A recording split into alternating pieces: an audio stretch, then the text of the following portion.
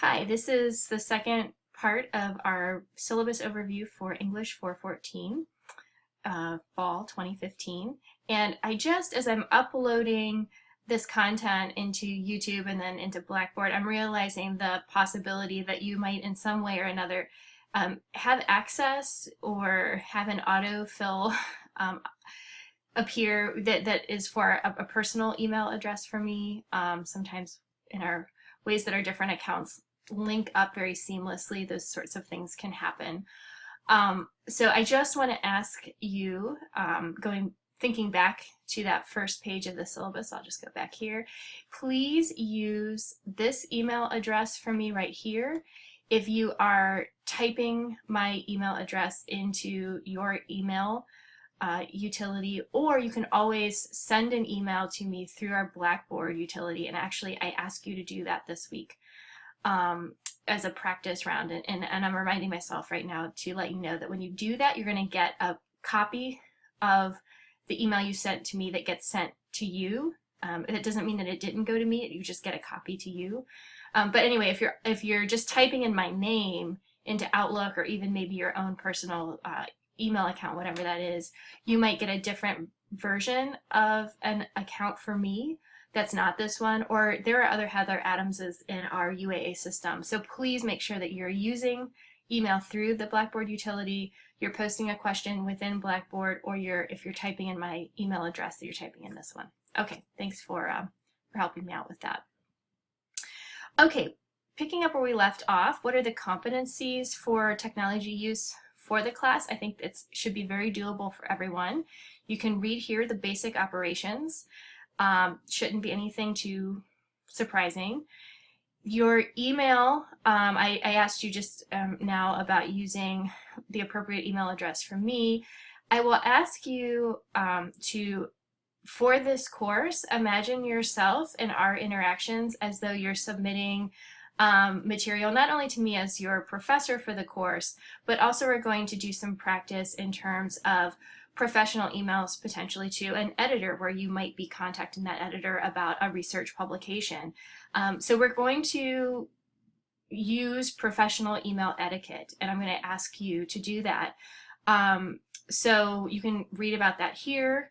I might end up posting a little bit more information and details about this in upcoming weeks, but you don't have to be overly formal, but I'm always shocked at how many students don't ever bother to add a salutation or a signature to their email, or a subject line of any consequence. So please do that. That's my expectation this semester. Document backup. This is important. Another component of, I think, being a competent and professional writer in this day and age is not relying on only the hard drive on your computer, or a thumb drive that could get lost on a fishing trip or something. We are living in the age of the cloud, and you have multiple options for backing up your work. There is, in my mind, no reason to not back up your work. It's free. It's absolutely necessary.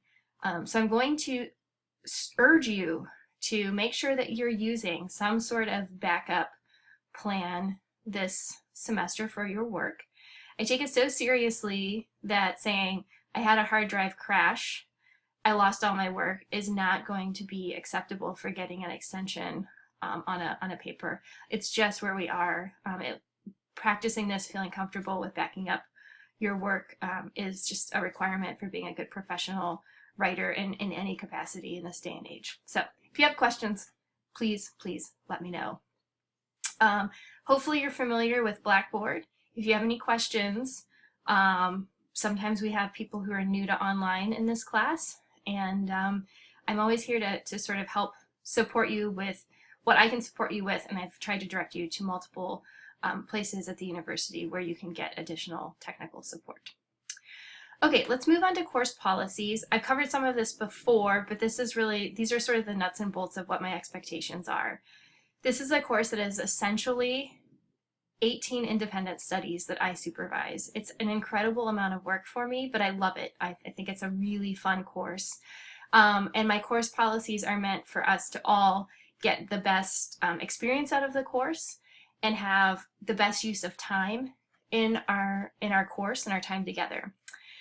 If you are not listening to this, and this is kind of not important probably for everyone who's listening to this, but if you are not present in the course and you don't submit anything the first 2 weeks, I'll withdraw you. So if you listen to this and you decide this is not the course for you and you never withdraw yourself and you're in the course at the end of the course, then you'll get an F. So keep that in mind. Okay, assignment due dates are due always by 11:59, i.e. midnight, but like right before midnight, on the night that they're that dates are listed on the schedule. And then I'm not going to be grading stuff as it comes in at midnight. I'll be sleeping. So you always get an extension until the next morning. So keep that in mind. With that, if you have a truly extenuating circumstance, contact me and talk to me about needing an extension on a deadline. We'll take that case by case. But otherwise, if you're just turning things in late beyond that sort of penalty-free freebie extension, then you just get 10% off your grade. The course is fast-paced. In some regards, it's definitely kind of, as I said before, a step-by-step process. So if you start falling behind early on, it's going to be incredibly difficult to catch up. So talk to me if you're struggling. Talk to me if you're having any sort of problems. Keep on top of the work.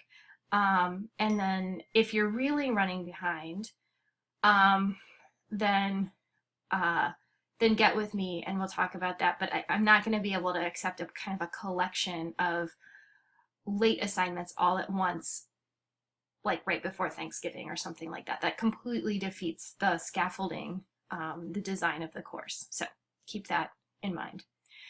I'm going to be pretty picky about how you label your files in this course. It helps me stay organized as I have a lot of documents for not only this course, but other courses coming at me in every direction. So please, please, please. I like to be flexible. I like to work with you, but I'm going to be a little bit of a stickler on how you label your documents. I don't want 18 literature review generic document files coming at me, because then I need to relabel them in order to work on them and get them back to you. So please, please, please, please pay attention to that. Okay, I do not like to send out lots of emails. I work within Blackboard on the online course because it's our kind of agreed upon space. So I send announcements through Blackboard, and occasionally I'll send an email through Blackboard. But you need to make sure that you are seeing Blackboard announcements on a regular basis. However, you need to do that. And here are some options. But note that if you're not seeing the announcements I'm posting, that could potentially be a problem. I don't just post to say, hey, how are you doing? Happy Wednesday. Generally, it's because I have some important information to pass on to you. I sent an email out within the last couple weeks to people who had been registered in this class kind of through the summer. If that sounds like you, but you never received that email, that means that whatever email that UA has on file for you is not the email that you're checking regularly, so you need to check into that. Same with Blackboard. Whatever email is connected to Blackboard, again, I won't email you unless it's really important. I'll just post announcements. If I'm emailing you, it's because you probably need to have that information.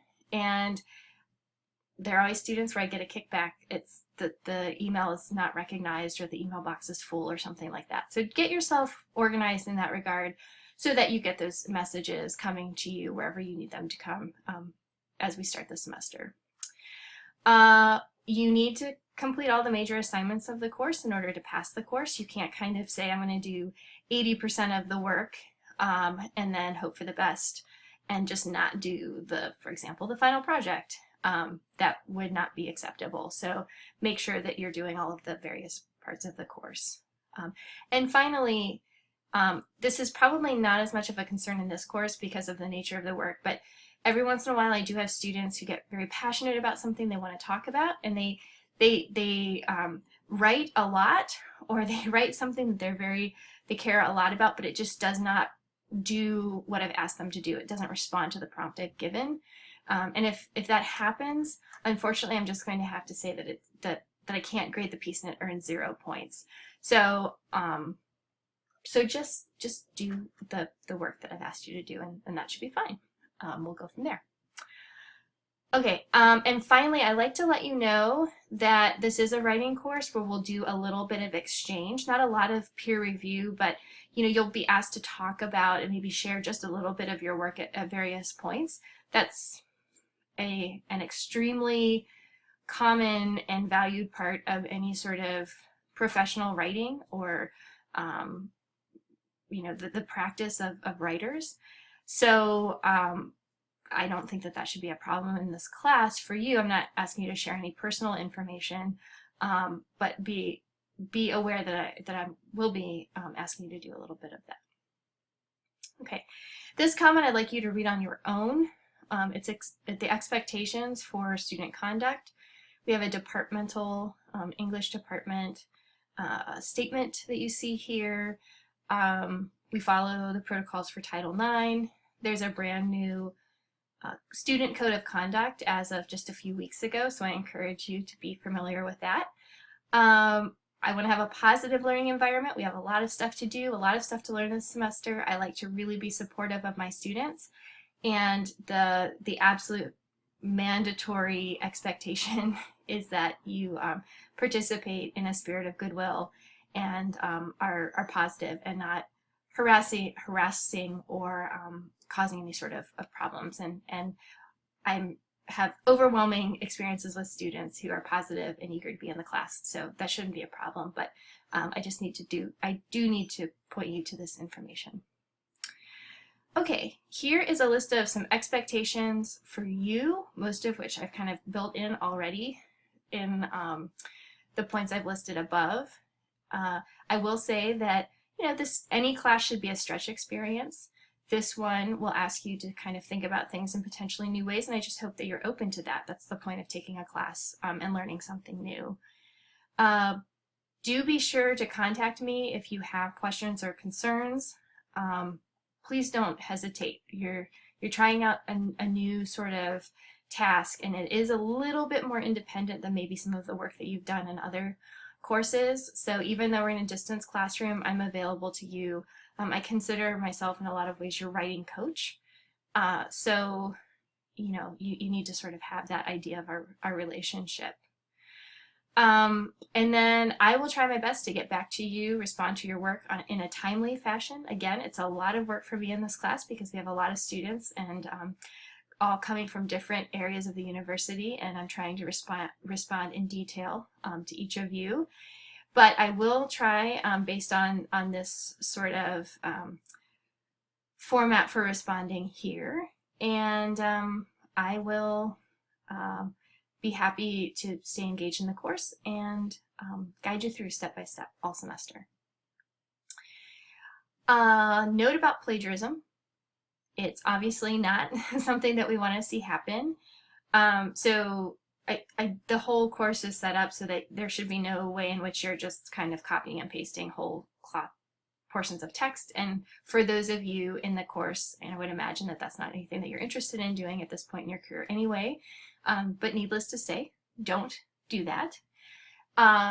We will be talking about source use a bit in the class, and I always find that students, there are certainly instances where people might not be using sources ethically, not because they are just bad people, but because they have questions about how to do that.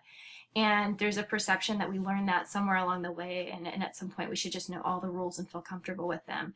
And oftentimes that's not the case. So if you're having questions about source use, those are probably really relevant questions that other students have too. So just ask me, ask for help. And I might send you to do some reading on your own or give you some advice and then ask you to take it from there, and then we can stay in contact. But this is a learning experience, and I do take the academic integrity statement and policy at our university very seriously, and you can view it here if you'd like to see more about it.